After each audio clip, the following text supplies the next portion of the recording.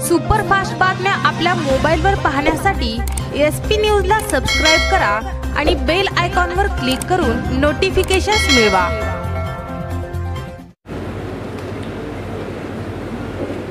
आपली वेळ 5ची होती, 4 वाजल्यापासून आपण सगळे या ठिकाणी जमलेला आहात।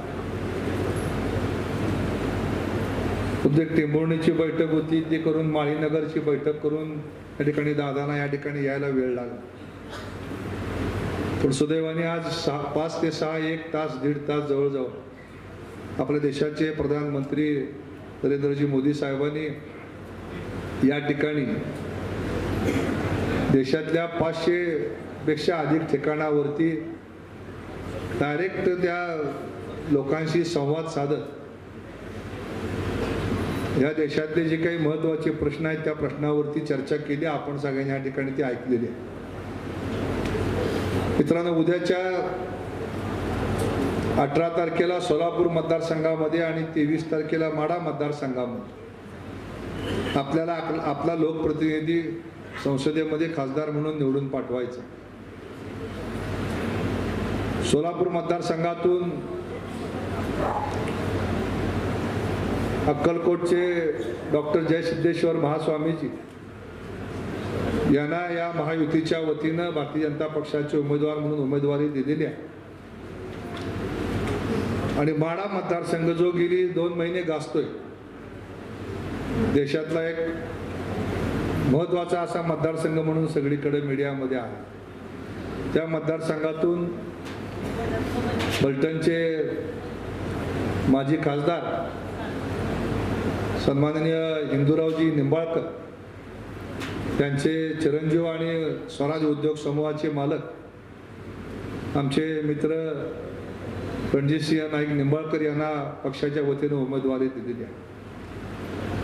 तेव्हा या दोन्ही उमेदवारांना आपण जरी या माढा मतदारसंघातले असला तरी या पंढरपूरपासून पलीकडे सोलापूर मतदारसंघ त्या लोकांची वेगळी बैठक आपण घेणार आहोत। पण तरी सुद्धा आपण आपल्याकडचे पाहुणे रावळे सगळे मित्र तुम्हाला माहीत आहे, कारण तुम्हाला काय नवीन नाही इकडे जाऊन प्रचार करायचा। 2014ला सवय झाली आहे, त्यामुळे इकडं आपल्याला सुद्धा सांगायचं आणि या दोन्ही उमेदवारांना मोठ्या मताधिक्याने विजयी करावा असं मी या निमित्तानं आवाहन करतो। या निवडणुकीमध्ये बरीच चर्चा झाली, समोर विरोधी पक्षामधनं काही झाल्या आणि भारतीय जनता पक्षामधून सुद्धा या ठिकाणी उमेदवारीबाबत बऱ्याचशा घडामोडी घडल्या। आपल्या प्रमुख पदाधिकाऱ्यांना त्या सगळ्या घडामोडी मी वेळोवेळी सांगितल्या। पण तुम्हाला माहित आहे की गेल्या 5 वर्षापासून या जिल्ह्यामध्ये मी असेल, उत्तमराव जानकर असतील, शाजीबापू असतील, श्रीकांतजी देशमुख असतील, विजयराज डोंगरे असतील किंवा आमचे सिद्धराम मेत्रे असतील, अशी बरीच मंडळी होतो। आणि खऱ्या अर्थानं वंचित बहुजन आघाडी जिल्ह्यातली अशी त्याची चर्चा व्हायची। आणि त्यामध्ये आज राष्ट्रवादीचे उमेदवार होते संजय मामा शिंदे, ते पण आमच्या बरोबर होते। पत्रकारांना खूप उत्सुकता आहे, पण या आघाडीमध्ये रणजितसिंह निंबाळकर सुद्धा होते आणि रणजितसिंह निंबाळकरांनी निवडणूक लढवावी खरं म्हणजे अशी इच्छा संजय मामाचीच होती।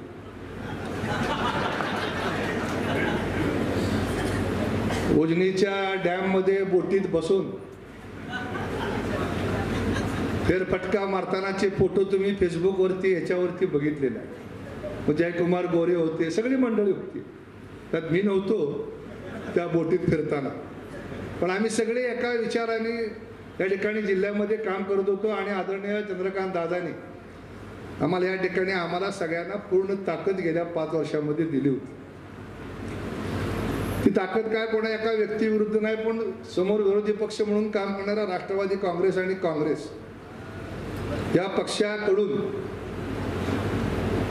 ज्या काही चुकीच्या गोष्टी घडल्या गेल्या त्याच्याबद्दलची एक सगळ्याच्या मनामध्ये जी खदखद होती ती आघाडीच्या रूपाने बाहेर पडत होती। आणि त्याची पहिली ठिणगी 2014 साली पडली. मी मामा आम्ही उभा राहिलो. इलेक्शनला उभा राहिल्यानंतर आमच्या विरोधामध्ये निकाल गेला. त्यानंतर विधान परिषदेची निवडणूक लागली. मग सगळ्यांची इच्छा होती पहिल्यांदा की संजय मामाने उभा राहावं, मुख्यमंत्र्यांची सगळ्यांची. पण मुख्यमंत्री नाही म्हटले. मग ती माळ माझ्या गळ्यात पडली. खरं म्हणजे काही विषय नव्हता, काही नव्हता. आणि मग दादानी कोल्हापूरला बोलवून घेऊन सांगितले की विधान परिषद तुम्हाला लढवावी लागते. त्यावेळेस भारतीय जनता पक्षाची आणि शिवसेनेची मतं होती माझ्या माहितीप्रमाणे 70 ते 80, 400 मतांमध्ये सगळे नगरसेवक, महानगरपालिका धरून. आणि 70 मतावरती कशी निवडणूक होणार, एक मोठी अवघड गोष्ट होती. परंतु त्यावेळेचे आमची आता जे समविचारी म्हणतो आम्ही ते सगळे आम्हाला एकत्र आले आणि आदरणीय मोठ्या मालकांवरती असलेला विश्वास, त्या विश्वासावरती मला सगळ्यांनी त्या ठिकाणी मदत करण्याची भूमिका घेतली. तर आपल्याला माहित आहे की सोलापूर जिल्ह्यामध्ये सगळे दादा नेते येऊन बसले. पेपरला फोटो प्रसिद्ध झाले. जिल्ह्यातले सगळे आमदार सगळे एका बाजूला होते, नेते मंडळी. पण तरी सुद्धा त्यावेळेसचा कौल विधान परिषदेचा आमच्या बाजूने लागला. त्यानंतर जिल्हा परिषद निवडणुका आम्ही लढलो. आपल्या तालुक्यामध्ये आपण तेव्हा शिवसेना आणि भाजपचं जोरदार चालू होतं वरती दादा, पण आमच्या तालुक्यामध्ये युती होती. संभाजीराजे आमचे आहेत, त्यांना आम्ही उभा केलं. भाजपचा जिल्हा परिषद सदस्य, सेनेचा पंचायत समिती सदस्य. आणि अशा पद्धतीनं जिल्हा परिषद पंचायत समिती निवडणूक दादा आम्ही 2 वर्षापूर्वी लढलो. तुम्ही आता एकत्र झाला, आम्ही अगोदर एकत्र झालो. आणि एका विचाराने आम्ही सगळे या ठिकाणी काम करत असताना लोकसभेची जिल्हा परिषदेची निवडणुकीमध्ये संजय मामाला अध्यक्ष करत असताना मी थोडं स्पष्ट बोलतोय, कारण लोकांच्या मनात संभ्रम राहू नये. संजय मामाला अध्यक्ष करत असताना भारतीय जनता पक्षाचे जवळजवळ 16, 17, 18 मतं होती. आणि इतर सगळ्या मित्रांनी सहकार्य केलं. आम्ही जवळजवळ 40चा आकडा पार केला. मामा अध्यक्ष झाले. सगळे आम्ही टीम आमची त्या ठिकाणी निवडून आली. आणि तेव्हापासून या जिल्ह्यामध्ये संजय मामांनी या सगळ्याचे नेतृत्व करावं अशा प्रकारची एक भावना, मी असेल, उत्तमराव असतील, शहाजीबाबा, आम्ही सगळे होतो. आणि मामाने पुढं व्हावं, त्यानं लीडर व्हावं अशी एक सगळ्याची आमची मनापासूनची भावना होती. अजूनही 2 दिवस आहेत, तरी ती काय वेळ गेली असं नाही. आणि मुख्यमंत्र्यांचा विशेष करून चंद्रकांत दादांचा त्याला पूर्ण पाठिंबा होता. त्यामुळं मामाने नुसतं जिल्हा परिषदेला न थांबता त्यांनी लोकसभेवरती जावं अशा पद्धतीची सगळी आखणी सुद्धा त्या ठिकाणी भारतीय जनता पक्षाच्या, शिवसेनेच्या वरिष्ठ नेते मंडळींनी केली होती. खूप आग्रह केला, पण संजय मामाची भूमिका होती की मला विधानसभा लढवायची, मला काही लोकसभा लढवायची नाही. आणि त्यानंतर या सगळ्या घडामोडी घडल्या. पवारसाहेब उमेदवारी जाहीर झाली, पुन्हा पवारसाहेबांची उमेदवारी माघारी घेतली. नंतरच्या काळामध्ये आम्ही सगळे एकत्र बसलो. मोठ्या मालकांचा सल्ला घ्यायचं ठरलं. मोठ्या मालकांचा सल्ला द्याला की तुम्ही जे करायचं ते एकत्र सगळे निर्णय करा. सदाभाऊ खोतांचा त्याच्यामध्ये रोल होता. रणजित निंबाळकर साहेब होते, सगळे होते. मग त्यावेळेस सांगितलं मामाने की मला काही लोकसभा लढवायची नाही आहे. आणि त्यामुळे मग आम्ही मुख्यमंत्र्यांना सांगितले की लोकसभेला संजय मामा काही उमेदवारी लढवणार नाहीत आणि आपण मग पुढचं काय असेल ते निर्णय घ्यावा. अशा पद्धतीची भूमिका स्वतः संजय मामांनी सदाभाऊ बरोबर जाऊन मुख्यमंत्री चंद्रकांत दादांसमोर मांडली. पण त्यानंतर 2 दिवसात घडामोडी घडल्या आणि त्या ठिकाणी संजय मामांनी उमेदवारी जाहीर केली. तुम्हाला सगळ्यांना माहिती आहे की पंढरपूर तालुक्यामध्ये आदरणीय मोठ्या मालकांनी सातत्यानं स्पष्टपणे राजकारणामध्ये भूमिका कधी घेतली, कधी आत एक कधी बाहेर एक अशा पद्धतीचं काम आपण कधीच आपल्या संघटनेनं कधी कुणी कार्यकर्ताही करत नाही आणि आपणही करत नाही. 2009 साली राष्ट्रवादी काँग्रेस पक्षानं सांगितलं की पक्ष अडचणीत आहे, मोठ्या मालकाने उमेदवारी माघारी घेतली. 2014 साली आपल्याला सांगितलं की बाबा ही मंगळवेढ्याची जागा शेतकरी संघटनेच्या नावावरती सोडावी लागते, शेतकरी संघटनेकडनं तुम्ही उमेदवारी घ्या. आपण शेतकरी संघटनेकडनं उमेदवारी घेतली. त्यानंतर 5 वर्षात आपण भारतीय जनता पक्षाबरोबर शिवसेना या पक्षांबरोबर काम करायला सुरुवात केली. आणि आदरणीय मुख्यमंत्री महोदयांनी 5 वर्षामध्ये आपल्याला, तुम्हाला माहीत आहे की पूर्ण ताकद या जिल्ह्यामध्ये काम करत असताना दिली.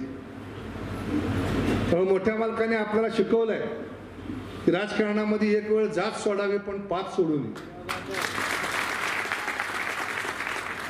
त्यामुळे ज्या दिवशी मुख्यमंत्री महोदयांजवळ आम्ही गेलो तेव्हा त्यांनी स्पष्टपणे विचारलं, तुमची भूमिका काय?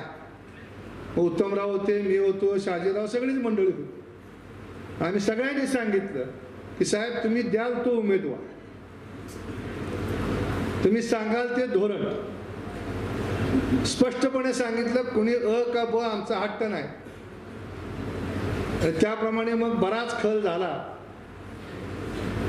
आणि मग जेव्हा संजय मामा उमेदवारी घेत नाहीत म्हणल्यानंतर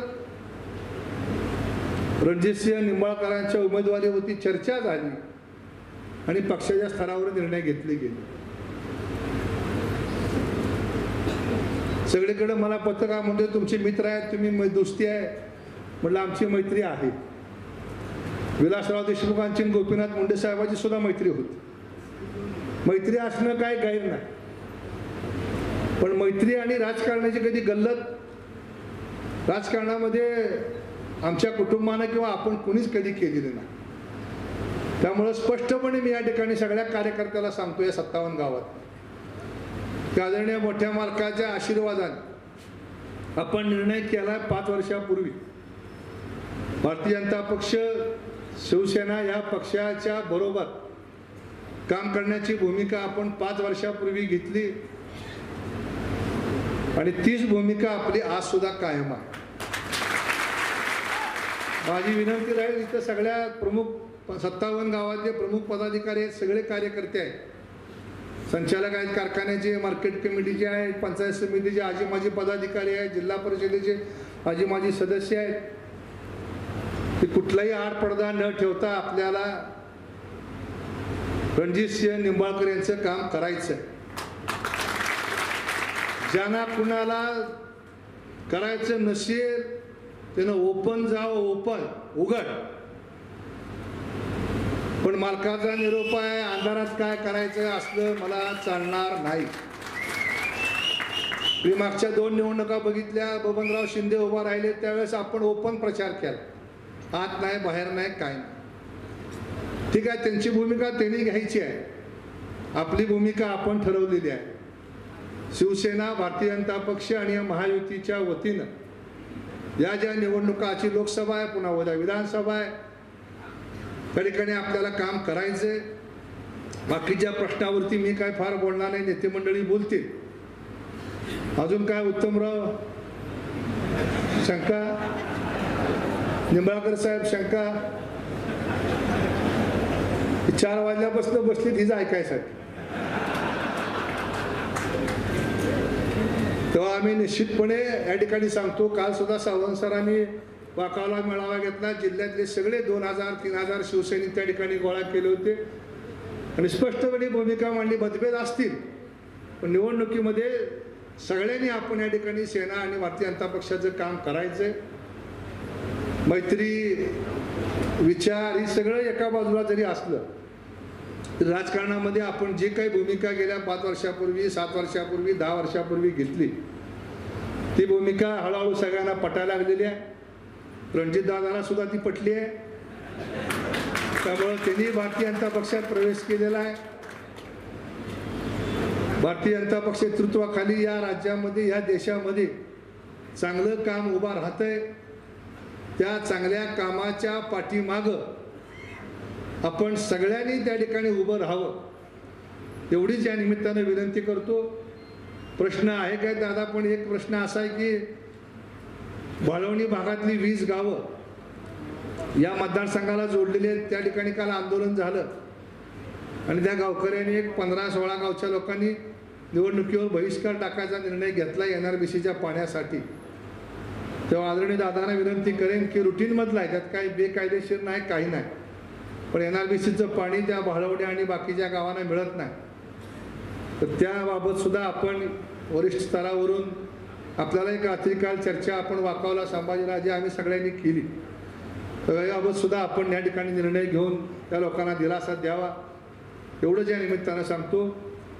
माढा आणि सोलापूर या दोन्ही लोकसभा मतदारसंघातील या दोन्ही उमेदवारांच्या प्रचारासाठी आपण सगळ्यांनी आपल्या जीवाचं रान करून या ठिकाणी आपण भारतीय जनता पक्षाच्या दोन्ही उमेदवारांना विजयी करून आदरणीय नरेंद्र मोदी साहेबांना पुन्हा एकदा पंतप्रधान रूपी बघण्याची आपण सगळ्यांनी संधी द्यावी एवढीच या निमित्ताने विनंती करतो. आणि उशीर झाला असताना सुद्धा आपण सगळे थांबलात.